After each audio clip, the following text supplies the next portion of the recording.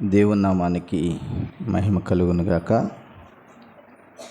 చేరి వచ్చిన ప్రియ సహోదరి సహోదరులందరికీ కూడా నా హృదయపూర్వక వందనాలు.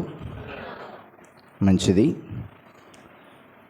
మనం ధ్యానిస్తున్నటువంటి ధ్యాన భాగం దినవృత్తాంతముల 2వ గ్రంథం 20వ అధ్యాయం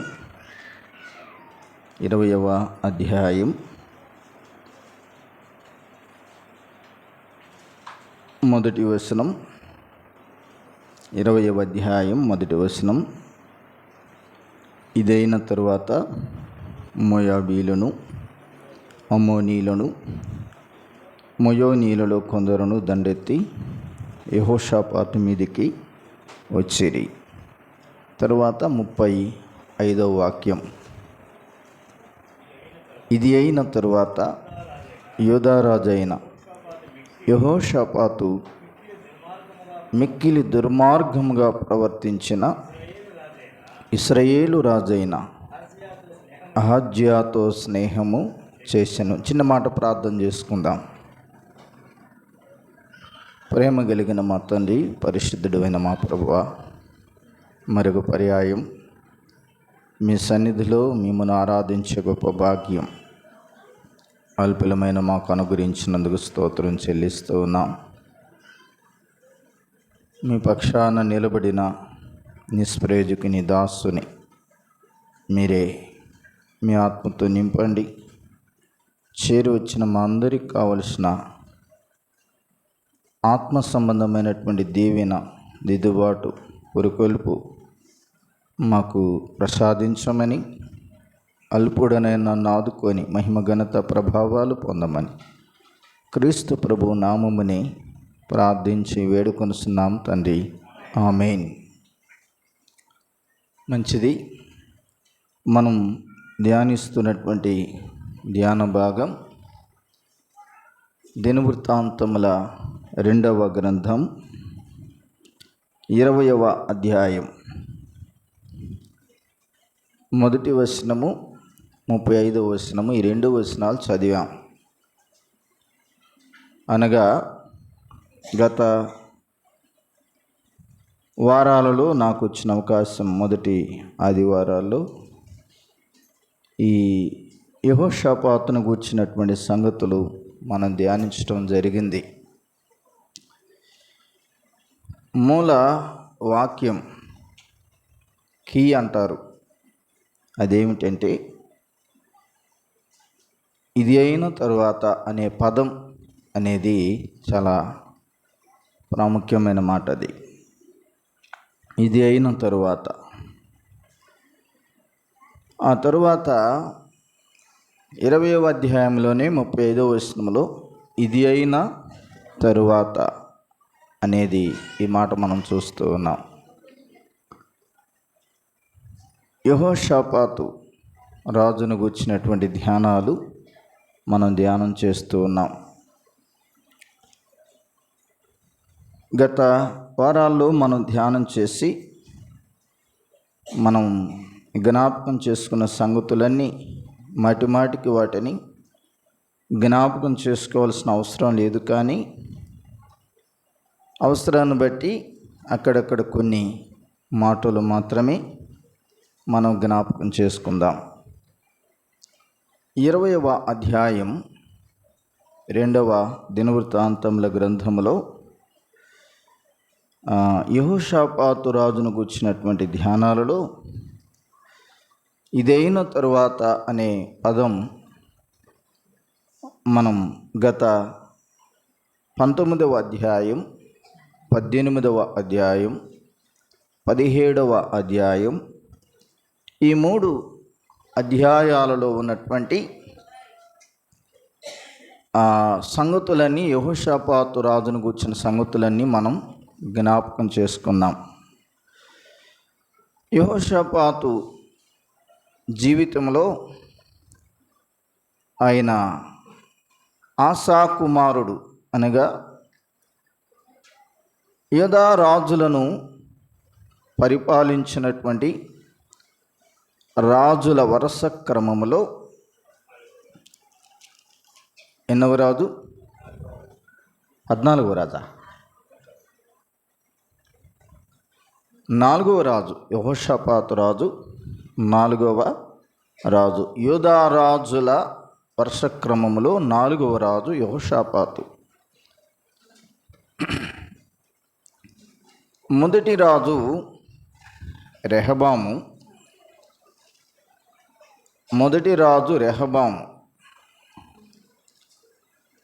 రెండవ రాజు అబియా.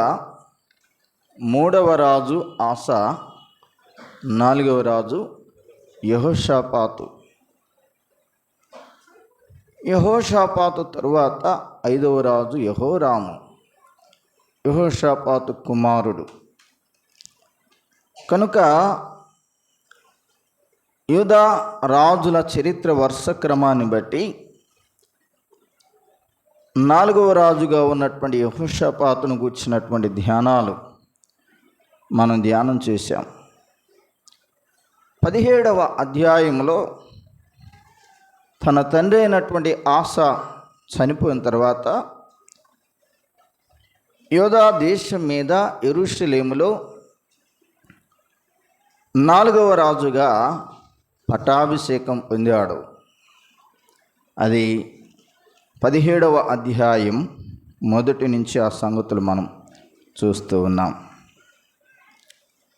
17వ అధ్యాయంలో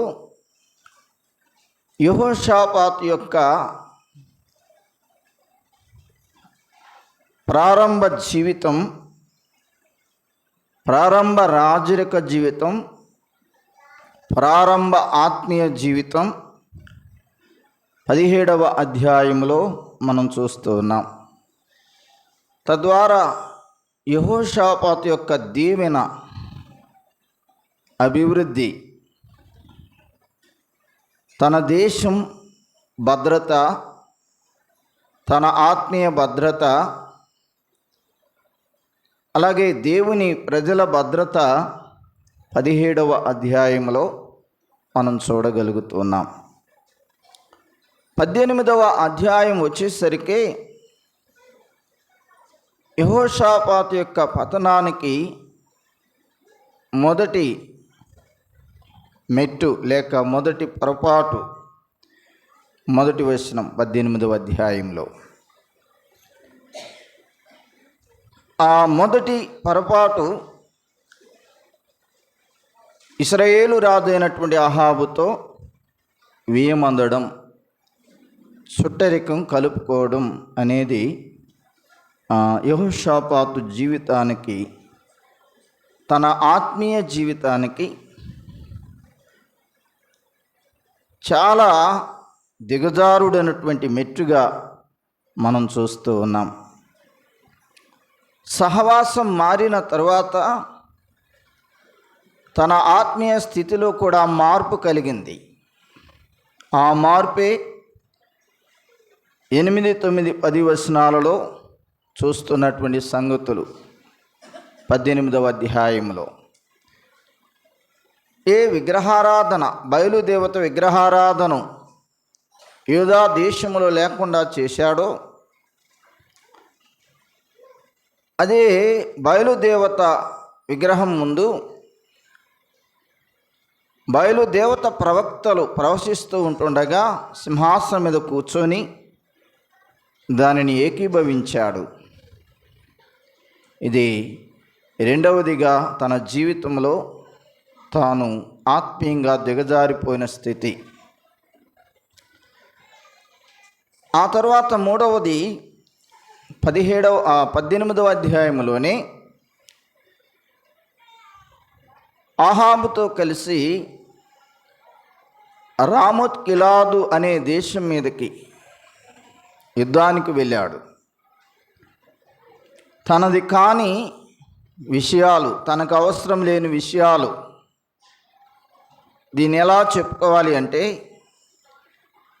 కేవలం చుట్టరికం పొందినటువంటి, స్నేహం చేసినటువంటి ఆహాబును బట్టి మాత్రమే వెళ్ళాడు. కానీ తనకు అవసరం లేని విషయాలు ఇవి. చాలామంది విశ్వాసుల జీవితాలలో ప్రారంభ జీవితం చాలా ఉత్తేజభరితంగా, ఉజ్జీవభరితంగా, ఆధ్యాత్మికంగా కొనసాగుతున్నటువంటి దినాలలో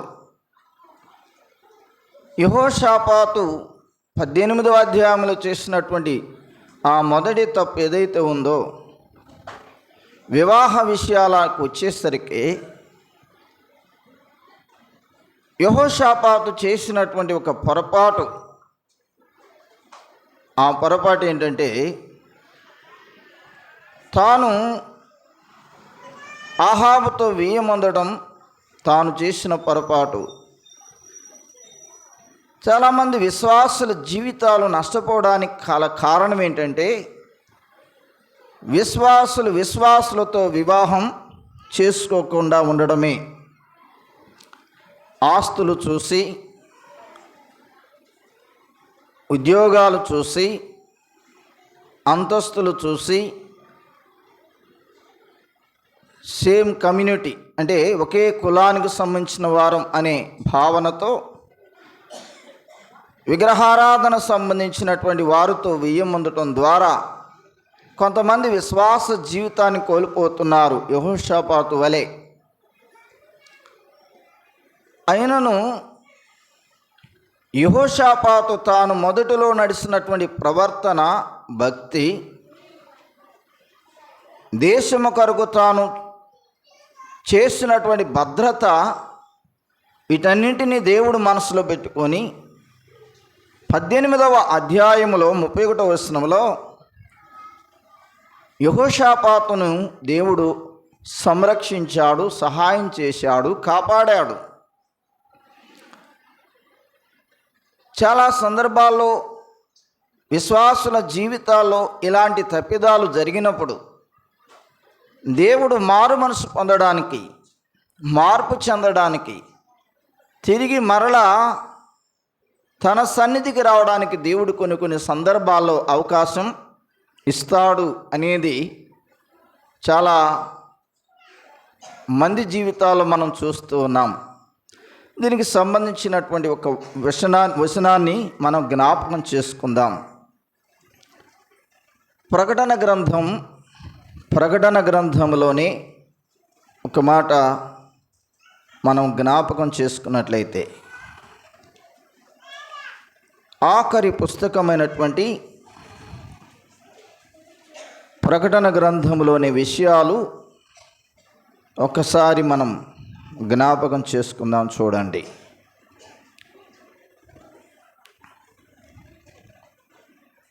ప్రకటన గ్రంథంలోని ఆ విషయాలు మనం ఒక్కసారి జ్ఞాపకం చేసుకున్నట్లయితే చూడండి. 20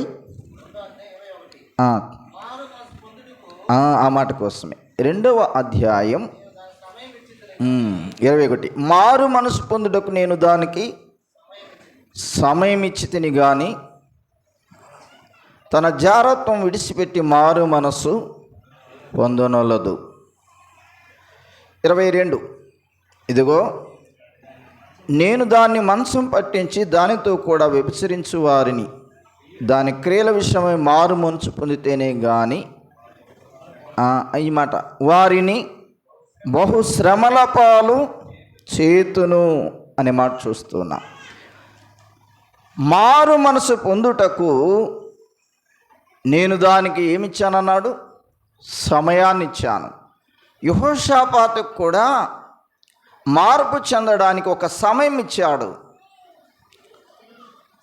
ఆ సమయం ఇవ్వడానికి సంబంధించినటువంటి వచనమే 18వ అధ్యాయం 31వ వచనం. అది దినవృత్తాంతంలో 2వ గ్రంథం 18:31 అన్నమాట. వచ్చిన అపాయం, ఆపద నుండి, ఆ ప్రళయము నుండి దేవుడు యెహోషాపాతును తప్పించడానికి యెహోషాపాతు చేసినటువంటి చిన్న ప్రార్థన ద్వారా దేవుడు ఆయన ఏం చేశాడు? అతనికి సహాయం చేశాడు. ఈ సహాయం చేశాడు కాబట్టి దీని అర్థం ఏంటంటే యెహోషాపాతు ఏం చేయాలి? మార్పు చెందాలి. మార్పు చెందాలి. మార్పు చెందాడా చెందలేదా చెప్పండి? చెందాడు. 20వ అధ్యాయంలో మార్పు చెందాడు. కనుక యెహోషాపాతు జీవితం 17వ అధ్యాయం చాలా ఉత్తేజభరితంగా, ఉజ్జీవంగా, ఆత్మీయంగా చాలా బాగున్నాడు. తనకు కలిగిన ఐశ్వర్యం, తనకు కలిగినటువంటి యుద్ధ సైన్యం, తనకు కలిగినటువంటి బలాన్ని బట్టి, అభివృద్ధిని బట్టి తన చుట్టూ ఉన్నటువంటి దేశాల వారు కూడా యెహోషాపాతు మీదకి రాకుండా భయం దేవుడు కలుగు చేసిన దాన్ని బట్టి అతడు గర్వించాడు. ఆ గర్వం ఒక్కసారిగా కింద పడేసింది 18వ అధ్యాయంలో. కాబట్టి విశ్వాసులమైన మన జీవితాల్లో విశ్వాసుల వివాహాల విషయంలో విశ్వాసులకు ఇవ్వాలి, విశ్వాసులని వెతకాలి అనేది చాలా ప్రాముఖ్యమైన మాటగా మనం చూస్తూ ఉన్నాం. కాబట్టి 18వ అధ్యాయం మారు మనసు పొందుటకు సమయం ఇచ్చాడు యెహోషాపాతుకు దేవుడు. ఇప్పుడు 19వ అధ్యాయంలో దానికి తగిన ఫలితం మొదటి వచనంలో మనం చూస్తామన్నమాట. యూదారాజైన యెహోషాపాతు ఏ అపాయము చెందకుండా యెరూషలేమునందుండు తన నగరకు తిరిగి వచ్చాడు. మార్పు చెందడం ద్వారా, తనలో మార్పు కలగడం ద్వారా వచ్చినటువంటి ఆపద నుండి దేవుడు ఏం చేశాడు? సహాయం చేసి తప్పించడం ద్వారా యెరూషలేముకి తిరిగి వచ్చాడు. నేను ఈ విధంగా చెప్పాలి అనుకుంటున్నాను. ఎక్కడి నుంచి ఆయన యెరూషలేముకి వచ్చాడు అంటే, అపవాది పోలికగా ఉన్నటువంటి అహాబు చేతిలో నుండి తప్పించబడ్డాడు అని. అది నీ ఆత్మీయ జీవితంలో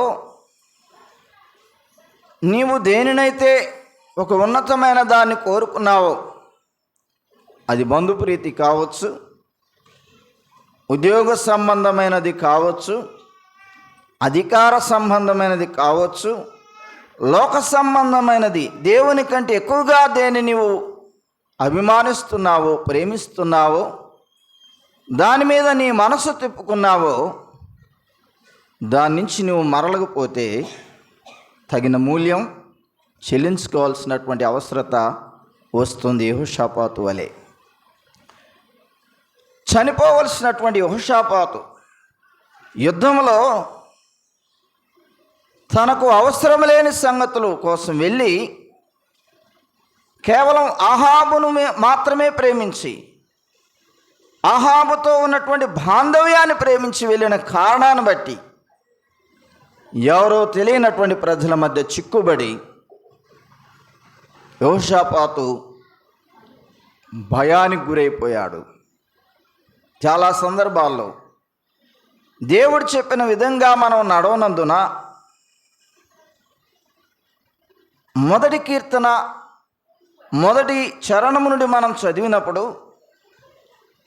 దుష్టుల ఆలోచన చొప్పున నడవక, పాపల మార్గమున నిలవక, అపహాసకులు కూర్చుండు చోటు కూర్చుండక, యెహోవా ధర్మశాస్త్రమునందు దివారాత్రం దాన్ని ధ్యానించువాడు ధన్యుడు. అతడు నీటి కాలువల యొద్ద నాటబడిన నిర్వంజి చెట్లు,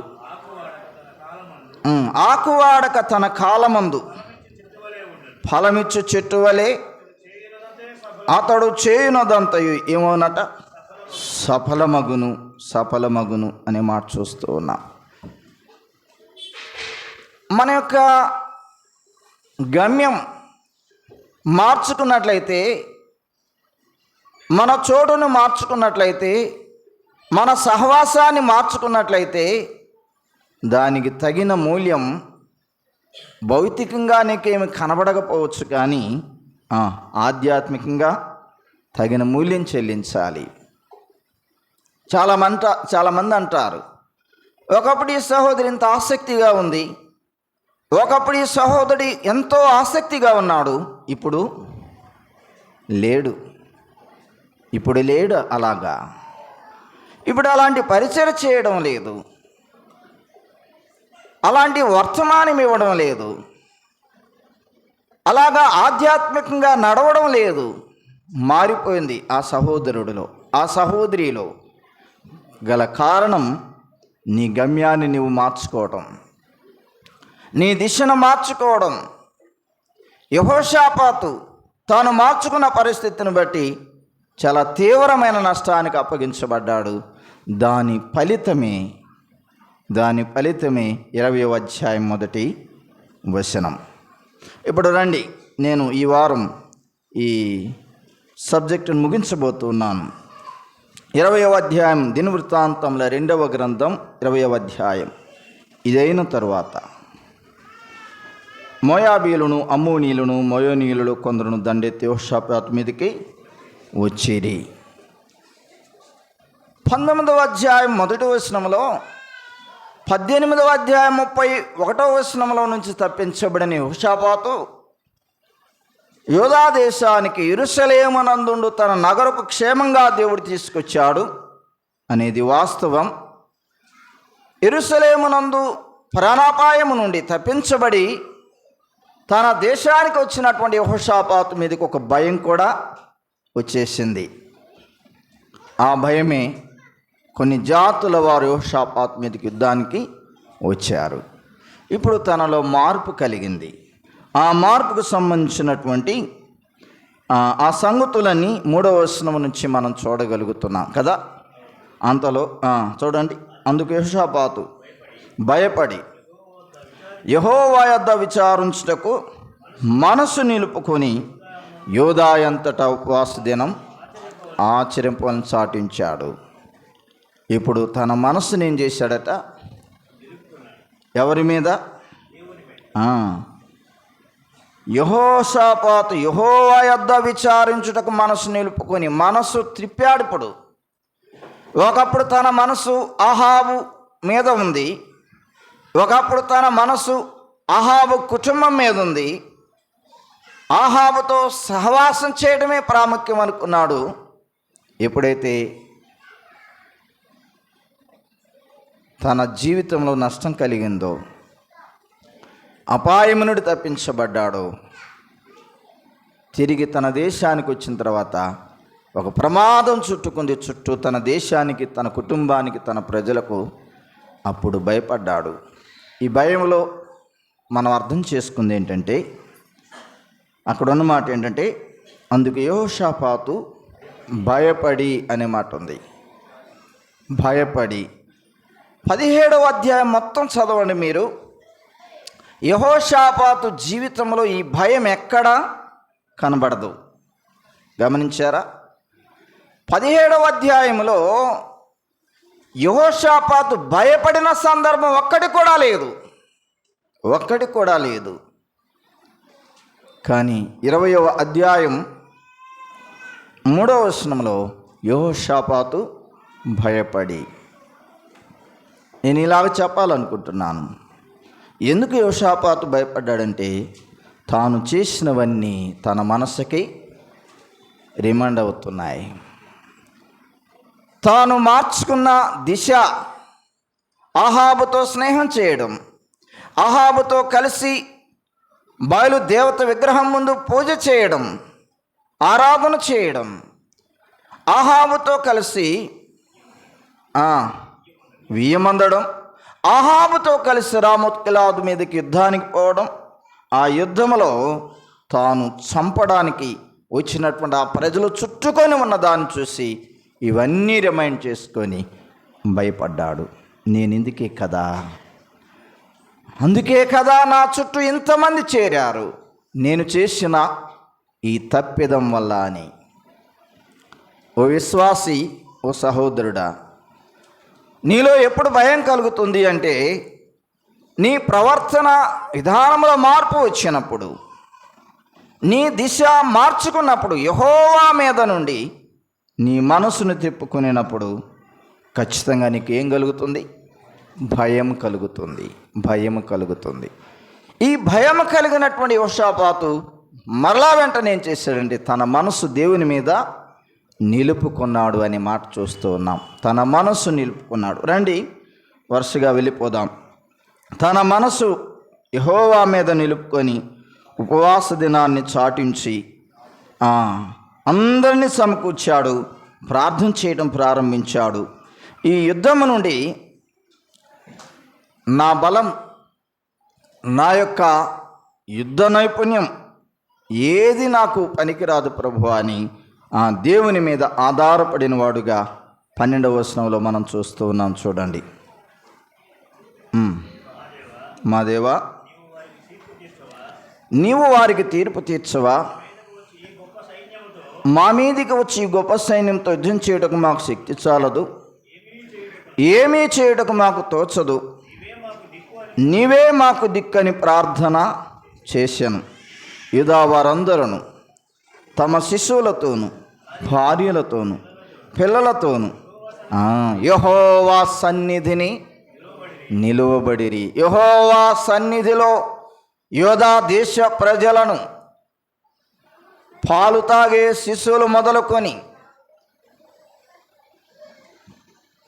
యవనస్తులు, వృద్ధులు, వారి యొక్క ఆడవారు అంటే భార్యలు, అక్కచెన్నెళ్ళు అందరూ కూడా ఇప్పుడు ఎక్కడున్నారు? దేవుని సన్నిధిలో నిలుచుండిరి అనే మాట చూస్తూ ఉన్నాం. యెహోషాపాతులో కలిగిన మార్పు యూదా దేశ ప్రజలందరినీ కదిలించింది. మరలా అది యెహోషాపాతులో కలిగిన మార్పు యూదా ప్రజలు చూశారు.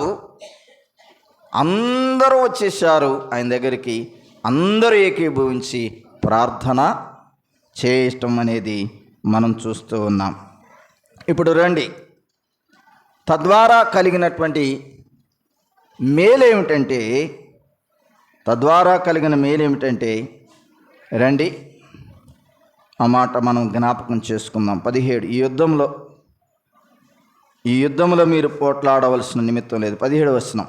యూదా వారులారా, యెరూషలేము వారులారా, మీరు యుద్ధ పంక్తులు తీర్చి నిలువబడుడి. మీతో కూడా ఉన్న యెహోవా దయచేయు రక్షణ మీరు చూసెదరు. భయపడకుడి, జడియకుడి, రేపు వారి మీదికి పోవుడి, యెహోవా మీతో కూడా ఉండును అని ఇలాగ చెప్పడం మనం చూస్తూ ఉన్నాం. 20వ వచనం. యెహోషాపాతు నిలుబడి, యూదా వారులారా, యెరూషలేము కాపురస్తులారా, నా మాట వినుడి. మీ దేవుడని యెహోవాను నమ్ముకొనుడి, అప్పుడు మీరు స్థిరపరచబడుదురు. ఆయన ప్రవక్తలను నమ్ముకొనుడి అన్నాడు. చూసారా? యెహోషాపాతులో కలిగిన మార్పు, తన మనస్సు నిలుపుకున్నాడు. యూదా ప్రజలందరూ దేవుని సన్నిధికి నిలబడేటట్లు చేశాడు. దేవుని మీద పరిపూర్ణంగా ఆధారపడ్డాడు. 12వ వచనంలో నీవే మాకు దిక్కని ప్రార్థన చేశాడు. ఆ తర్వాత 20వ వచనంలో ఏమంటున్నాడంటే, యూదా ప్రజలందరితో చెప్తున్నాడు యెహోషాపాతు, మీ దేవుడైన యెహోవాను నమ్ముకోండి, ఆయన ప్రవక్తలను నమ్ముకొనుడి అని చెప్పడం ద్వారా అందరూ నమ్ముకున్నారు. ప్రభువును స్తుతించడం, ప్రార్థించడం, ప్రభుని ఆరాధించడం చేశారు. తద్వారా వచ్చిన ఆ యొక్క 3 జాతుల వారి ఎవరెవరు? మోయాబీలు, అమ్మోనీయులు, మొయోనీయులు. ఏ ప్రజలైతే వచ్చారో విస్తారమైనటువంటి మిడతల దండు వలె వచ్చినటువంటి ప్రజలను దేవుడు ఏం చేశాడంటే 22వ వచనంలో వారు పాడుటకును స్తుతించుటకును మొదలుపెట్టగా యెహోవా యూదా వారి మీదకి వచ్చిన అమ్మోనీయుల మీదను, మోయాబీల మీదను, సేయూరు మన్యవాసుల మీదను మాటుగాండును పెట్టిన గనుక వారు హతులైరి. ఎవరిని పెట్టాడట? మాటుగాండ్రుని పెట్టాడు. ఎవరు పెట్టారు? ప్రభు పెట్టాడు. మాటుగాండ్రు అంటే యూదా ప్రజలు యుద్ధం చేయలేదు. యూదా రాజైన యెహోషాపాతు, యెహోవా సైన్య యుద్ధం చేయలేదు. కానీ ఎవరు చేశారు యుద్ధం? దేవుడే చేశారు. మాటుగాండ్రు అనగా దేవదూతలు, దేవదూతల సైన్యం యుద్ధం చేసి వారందరినీ హతం చేయడం ఇక్కడ మనం చూస్తూ ఉన్నాం. కనుక ఎంత గొప్ప కార్యం దేవుడు చేశాడు. ఇప్పుడు రండి 29వ వచనం. ఇశ్రాయేలీయుల శత్రువులతో యెహోవా యుద్ధము చేసినని దేశముల రాజ్యముల వారందరూ వినగా దేవుని భయం వారందరి మీదకి వచ్చాను. దేవుని భయం వారందరి మీదకి వచ్చాను. 17వ అధ్యాయంలోనికి రండి, 10వ వచనం. దినవృత్తాంతంలో 2వ గ్రంథం 17:10. యోధా దేశము చుట్టూ ఉండు దేశముల రాజ్యములన్నిటి మీదకి యెహోవా భయము వచ్చినందున వారు యెహోషాపాతుతో యుద్ధము చేయకుండిరి. 17వ అధ్యాయంలో 10వ వచనంలో యెహోషాపాతు యొక్క మొదటి ఆత్మీయ స్థితి అంతా ఉత్తేజకరంగా, ఉద్రేకపూర్వకంగా, ఆత్మీయంగా ఉన్నాడు. తన దేశం కొరకు, తన ఆత్మీయత కొరకు, తన ప్రజల కొరకు. ఆ దేశము చుట్టూ ఉన్నటువంటి రాజ్యాలన్నిటి వారు కూడా యెహోషాపాతు రాజ్యం మీద యుద్ధం చేయడానికి భయపడ్డారు. ఇప్పుడు ఆ మాటని 29వ వచనంలో మనం చూస్తూ ఉన్నాం. ఇశ్రాయేలు శత్రువులతో యెహోవా యుద్ధము చేసినని దేశముల రాజ్యముల వారందరూ వినగా దేవుని భయం వారందరి మీదకి వచ్చింది. ఇప్పుడు మొదటి స్థితి వచ్చేసింది. ఎవరికి వచ్చింది? యెహోషాపాతుకు వచ్చేసింది. దీనికి గల కారణం దేవుని భయం. తాను చేసిన అవిధేయతలన్నిటిని జ్ఞాపకం చేసుకుని మారు మనసు పొందడం. ఇప్పుడు 30వ వచనంలో ఈ ప్రకారము అతని దేవుడు చుట్టూన్న వారిని జయించి అతనికి నెమ్మదిని అనుగ్రహింపగా యెహోషాపాతు రాజ్యం ఎలాగుందట? నిమ్మలముగా ఉండేను అనే మాట ఇక్కడ మనం చూస్తూ ఉన్నాం. నిమ్మలంగా ఉంది. ఇప్పుడు అతని దేశం, అతని రాజ్యం ఎంత ప్రశాంతంగా ఉందో చూడండి. 17వ అధ్యాయంలో ఈ మాట మనం చూడగలుగుతామా? చెప్పండి. 17వ అధ్యాయంలో ఈ మాట మనం చూడగలుగుతామా? ఏ మాట? 30వ వచనం ఉందే. 20వ అధ్యాయం 30వ వచనంలో ఈ ప్రకారం అతని దేవుడు చుట్టూనున్న వారిని జయించి అతనికి నెమ్మదిని అనుగ్రహింపగా యెహోషాపాతు రాజ్యము నిమ్మలముగా ఉండేను. 17వ అధ్యాయంలో ఉన్న ఆత్మీయ స్థితి కంటే 20వ అధ్యాయంలో ఆత్మీయ స్థితి ఇప్పుడు యెహోషాపాతు ఎలాగుంది? చాలా ఎక్కువైంది. చాలా రమ్యంగా ఉంది. చాలా ఉత్తేజభరితంగా ఉంది. ఉజ్జీవకరంగా ఉంది. కనుక తన దేశం నెమ్మదికి వచ్చేసింది. ఏ దేశపు వారు కూడా యెహోషాపాతు రాజ్యం మీదకి యుద్ధానికి రావడానికి భయపడుతున్నారు. ఎంత రమ్యమైన మాట. ఆత్మీయ స్థితి, ఒక విశ్వాస యొక్క జీవితంలో ఆత్మీయ స్థితి ఇలాగుంటే దేవుని యొక్క ప్రసన్నత, దేవుని యొక్క తోడు ఆ వ్యక్తికి ఉంటే ఏ భయం కూడా ఉండదు. కనుక ఆ స్థాయిలో విశ్వాసి కొనసాగాలి. ఆ మాదిరిలో విశ్వాసి ముందుకు కొనసాగాలి. ఆ ఆత్మీయతలో ముందుకు కొనసాగాలి. నేను చాలాసార్లు చెప్తూ ఉంటాను, రైలు పట్టాలు ఆంధ్రప్రదేశ్లో విజయవాడ జంక్షన్లో 2 పట్టాల మధ్య దూరం ఎంత ఉందో నీవు అదే పట్టాలు మీదిగా వెళ్ళి కలకత్తాలో కూడా కొలత ఇస్తే దూరం ఉండాలి. ఆ పట్టాకి ఈ పట్టాకి ఏమాత్రం కొంచెం 1 అంగుళం లేక 2 అంగుళాలు ఇంచా ఆ దూరం పెరిగినా కూడా ట్రైను పడిపోతుంది. ప్రజలందరూ చచ్చిపోతారు. చాలా విపత్కరమైన పరిస్థితులు వస్తాయి.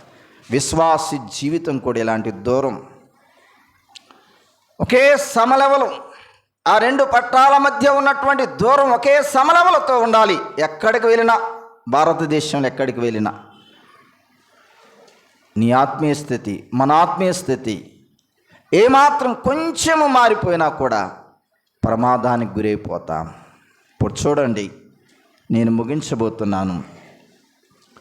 ఇంత ఆత్మీయ స్థితికి వెళ్ళినటువంటి యెహోషాపాతు, ఇంత ఆధ్యాత్మికంగా ఉద్రేకభరితంగా వెళ్ళిపోయినటువంటి యెహోషాపాతు 35వ వచనంలో మాట చదువుకొని ముగించుకుందాం.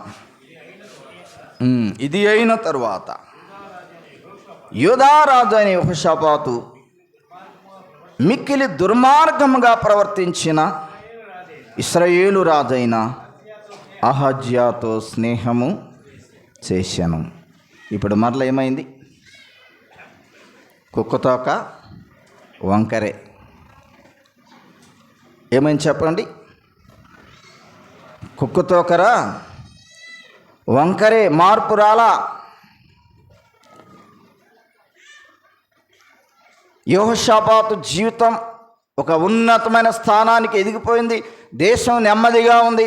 తన ఆత్మీయ స్థితి అంతకంటే కూడా ఎక్కువైపోయింది అనుకుంటున్న సమయంలో మరలా యెహోషాపాతు ఏమైంది? 35వ వచనంలో ఇది అయిన తరువాత, అంటే ఇలాగ ఆత్మీయంగా కొనసాగుతూ ఉండగా మరలా తన యొక్క ఆధ్యాత్మిక స్థితికి భంగం కలిగింది. ఇప్పుడు ఎవరు భంగం కలిగజేశారు? యెహోషాపాతు ఆత్మీయ స్థితికి ఇప్పుడు ఎవరు భంగం కలుగు చేశారు చెప్పండి? అహజ్యా. ఈ అహజ్యా ఎవరు? రాజు అని చెప్పడం కాదు, అహాబు కుమారుడు అహజ్యా. ఎవరి కుమారుడు? అహాబు కుమారుడు. ఏ అహాబు అయితే యెహోషాపాతు ఆత్మీయ స్థితిని దిగజార్చాడో అతని కుమారుడైనటువంటి అహజ్యా మరలా ఇప్పుడు యెహోషాపాతుకి ఎంటర్ అయిపోయాడు. మరలా మానవుని యొక్క స్థితి దేవునిలో ఉన్నంతకాలం ఆ పరిపక్వత, ఆ ఆత్మీయ స్థితి అలాగే కొనసాగుతుంది. ఏమాత్రం ఏమరిచినా మన ఆత్మీయ స్థితి ఏమైపోద్ది? పడిపోతాం. అపోస్తుడైనటువంటి పౌలు ఏమన్నాడంటే, నేను గెలిచానని నేను ఆనందించడం లేదు, నేను అన్నిటినీ జయించానని నేను చెప్పడం లేదు, కానీ చివరికి వీటన్నిటిని జయించడానికి నన్ను నేను గాయపరుచుకున్నాను, నేను అభ్యాసం చేసుకున్నాను వీటన్నిటిని గెలవడానికి అని కొరింథీయులకు రాసిన పత్రికలో చెప్పడం జరిగింది. ఒక మాట చూద్దాం, చూడండి.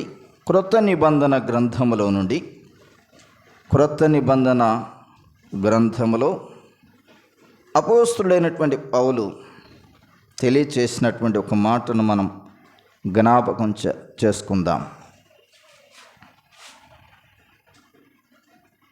4వ అధ్యాయం తిమోతికి రాసిన 2వ పత్రిక,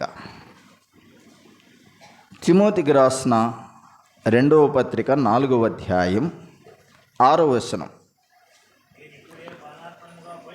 నేనిప్పుడే పానార్పణముగా పోయబడుచున్నాను, నేను వెడలిపోవు కాలము సమీపమైనది, మంచి పోరాటము పోరాడి తిని నా పరుగు కడముట్టించి తిని. చాలన్నా. ఏం చేశాడట? విశ్వాసమును కాపాడుకుంటే. విశ్వాసమును ఒక విశ్వాసి కాపాడుకోవలసింది ఎన్ని రోజులు, ఎన్ని సంవత్సరాలు, ఎన్ని నెలలు? విశ్వాసమును కాపాడుకోవాల్సింది ఎప్పటి వరకు చెప్పండి? మన జీవిత కాలం. పౌలు ఇక్కడ అంటున్నాడు, నా విశ్వాసము నేను కాపాడుకోవడానికి నా జీవితాన్ని పానార్పణముగా పోయబడ్డాను. నేను అనేక ఒడిదుడుకులు వచ్చాయి. నా విశ్వాసమును పోగొట్టడానికి, నా భక్తి జీవితంలో నన్ను దిగజార్చడానికి అనేక సంగతులు వచ్చాయి, కానీ నేను వాటన్నిటినీ జయించాను, వాటన్నిటిని గెలిచాను. నేను అని బైబిల్ గ్రంథంలో, క్రొత్త నిబంధన గ్రంథంలో అపోస్తుడైనటువంటి పౌలు యేసు ప్రభు తర్వాత మనకు ఒక మాదిరి కలిగినటువంటి దేవుని దాసుడు. మంచి పోరాటం పోరాడాను, నా పరుగు కడముట్టించాను, విశ్వాసమును కాపాడుకున్నాను. కాపాడుకోవాల్సింది విశ్వాసమే. విశ్వాసం కాపాడుకోవాలి విశ్వాస జీవితంలో. ఇదైన తర్వాత యెహోషాపాతు మిక్కిలి దుర్మార్గముగా ప్రవర్తించినటువంటి ఒక రాజు అహజ్యాతో స్నేహము చేశాడు. స్నేహం చేయడం జరిగింది. మరలా అహాబు కుమారుడైన అహజ్యాతో స్నేహం చేసి చెడిపోయాడు యెహోషాపాతు. చూడండి, ముగించుకుందాం. 20వ అధ్యాయం, దినవృత్తాంతముల 2వ గ్రంథం 20వ అధ్యాయం 36-37 చదువుకుందాం. తర్షీషునకు పోదగిన ఓడలను చేయింపవలనని యెహోషాపాతు అతనితో స్నేహము చేయగా, వారు ఎస్సెన్గోబేరులో ఆ ఓడలను చేయించిరి. అప్పుడు మారేషావాడును దోదావాహు కుమారుడనకు ఎలియాజరు, నీవు అహజ్యాతో స్నేహం చేసుకుంటేవి గనుక యెహోవా నీ పనులను భంగము చేయునని యెహోషాపాతు మీద ప్రవచనం ఒకటి చెప్పాను. చూసారా, మళ్ళీ దేవుని నుంచి ఒక ప్రవచనం వచ్చేసింది యెహోషాపాతుకి. ఏమని వచ్చింది? నీవు అహజ్యాతో స్నేహం చేసుకుంటేవి మరలా గనుక నీ పనులని భంగం. ఇప్పుడు ఇంక నీ ప్రయత్నాలు ఏవి సఫలం కావు. ఇదే యెహోషాపాతు జీవితంలో ఆఖరి మెట్టు. 7వ అధ్యాయం ప్రసంగి గ్రంథం 8వ వచనం చదవండి. 7వ అధ్యాయం 8వ వచనం ప్రసంగి గ్రంథం. కార్య ఆరంభము కంటే కార్య అంతము మేలు. కార్య ఆరంభము కంటే కార్య అంతము మేలు. ఇప్పుడు యెహోషాపాతు జీవితం కార్యారంభం బాగుంది, తర్వాత మారింది, తర్వాత బాగుంది, తర్వాత మళ్ళీ మారింది. అంటే ఆఖరి స్టెప్పు యెహోషాపాతు జీవితంలో ఆఖరి స్టెప్ ఎలాగుంది? మారిపోయాడు. ఇదే తాను చేసే ప్రయత్నాలన్నీ భంగమైపోయాయి. ఓడలను తర్షీషుకు వెళ్లకుండా బ్రద్దలైపోయాయనే మాట 37వ వచనం ఆఖరి మాట ఉంది కదా, చూడండి, చదవండి. ఆ ఓడలు తర్షీషునకు వెళ్ళజాలకుండా ఏమైపోయాట? బద్దలైపోయాయి. ఈ ఓడలు తర్షీషుకి ఎందుకు పంపిస్తున్నాడు యెహోషాపాతు? ఈ ఓడలను తర్షీషుకి ఎందుకు పంపిస్తున్నాడు? మొదటి రాజుల గ్రంథం 22వ అధ్యాయం 48-49 ఉంది అన్నమాట. యెహోషాపాతు బంగారం తెప్పించుటకై ఓపీరు దేశమునకు పోవుటకు తర్షీషు ఓడలను కట్టింపగా ఆ ఓడలు బయలుదేరక ఎస్సోన్గెబెరునొద్ద బద్దలై పోయాను. ఎందుకు తయారు చేయించాడట ఈ ఓడలు? ఓపీరు బంగారం ప్రపంచంలోనే ఆ దినాలలో నెంబర్ 1 సువర్ణం, బంగారం. ఓపీరు బంగారం అనేది చాలా విలువైనది.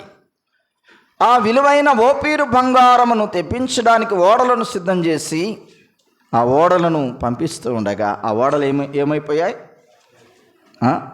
బద్దలైపోయాయి. యెహోషాపాతు యొక్క జీవితం కార్య అంతం ఎలాగుంది? మేలుకరంగా లేదు. చాలామంది విశ్వాసుల జీవితాల్లో ఆరంభంలో ఉన్న విశ్వాసం అంతంలో ఉండడం లేదు. తొలగిపోతున్నారు, చెడిపోతున్నారు. నా విశ్వాస జీవితం ఎలాగుండాలి? యెహోషాపాతు ఒక పాఠం మనకి. దేవుని మీద ఆధారపడితే ఎంత ఉన్నత స్థితికి వెళ్ళాడో, దేవుని మీద లేకుండా ఉంటే ఎంత భంగమైపోయాడో యెహోషాపాతును మనం చూడగలుగుతూ ఉన్నాం. చూడండి, తిమోతికి వ్రాసిన మొదటి పత్రిక పౌలు, తిమోతికి రాసిన మొదటి పత్రిక పౌలు చెప్పిన మాట, మొదటి అధ్యాయం 18వ వచనం నుండి చదువుకుందాం. నా కుమారుడు అయిన తిమోతి, నీవు విశ్వాసమును మంచి మనస్సాక్షి కలిగిన వాడవై నిన్ను గూర్చి ముందుగా చెప్పబడిన ప్రవచనముల చొప్పున ఈ మంచి పోరాటం పోరాడవాలని వాటిని బట్టి ఈ ఆజ్ఞను నీకు అప్పగించుచున్నాను. ఇప్పుడు 19వ వచనం చూడండి. అట్టి మనస్సాక్షిని కొందరు త్రోసివేసి విశ్వాస విషయమై ఓడ బద్దలైపోయిన వారి వలె చెడి ఉన్నారు. వారిలో హుమనైను అలెగ్జాంద్రియను ఉన్నారు. వీరు దూషింపబడకుండా శిక్షింపబడుటకై వీరిని సాతానుకు అప్పగించితిని.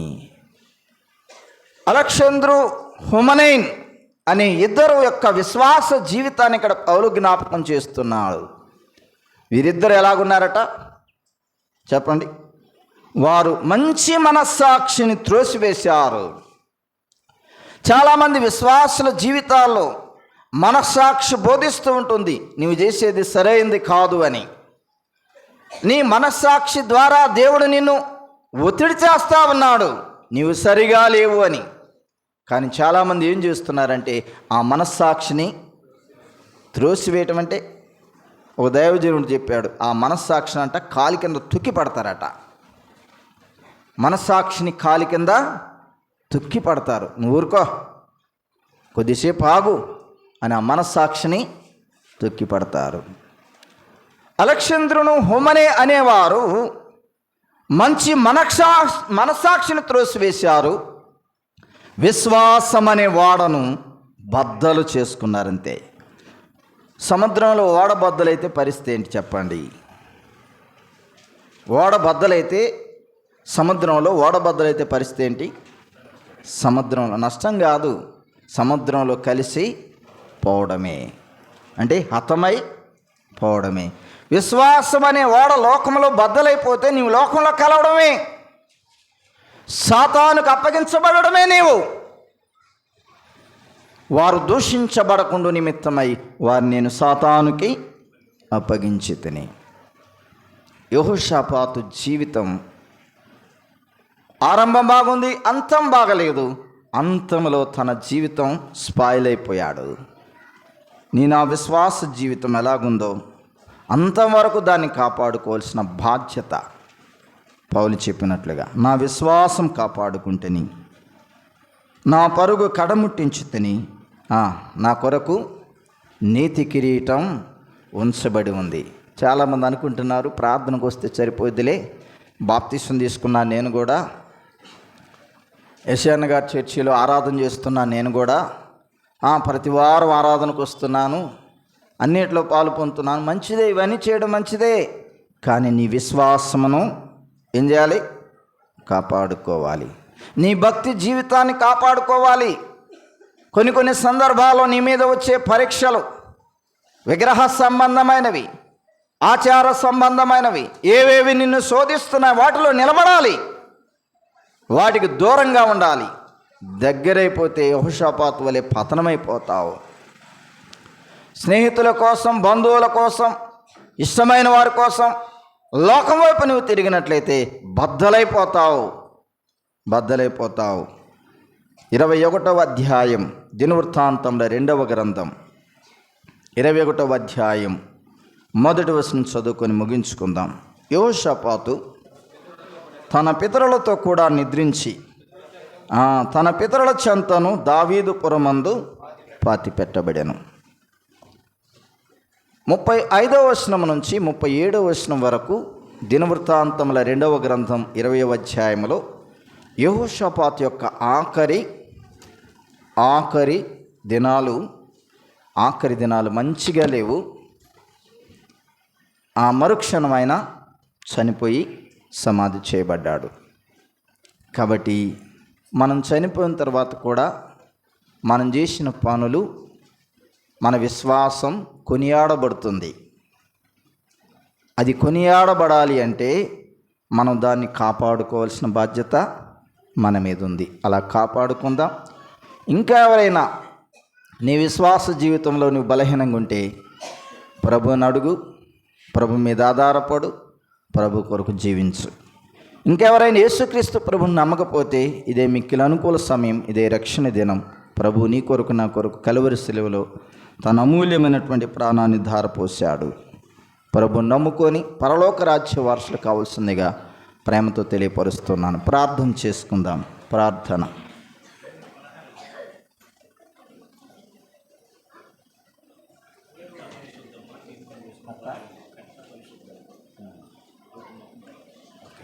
ప్రార్థన చేసుకుందాం.